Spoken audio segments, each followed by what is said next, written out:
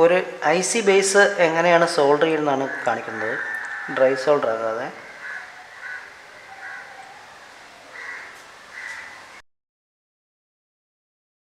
അത് ലെഡ് മെൽറ്റായി വരുന്ന ആ സമയത്ത് തന്നെ ചെയ്യുക. ഓവർ ലെഡും ആകരുത്.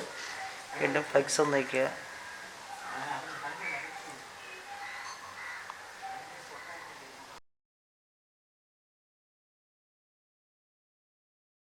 സോൾഡറിങ് വയറോട് ചേർത്ത് വെച്ച് സോൾഡർ ചെയ്യണം. ഇപ്പം കറക്റ്റായിട്ട് സോൾഡർ ചെയ്തിട്ടുണ്ട്. തിളക്കമെല്ലാം കറക്റ്റായിട്ടുണ്ട്.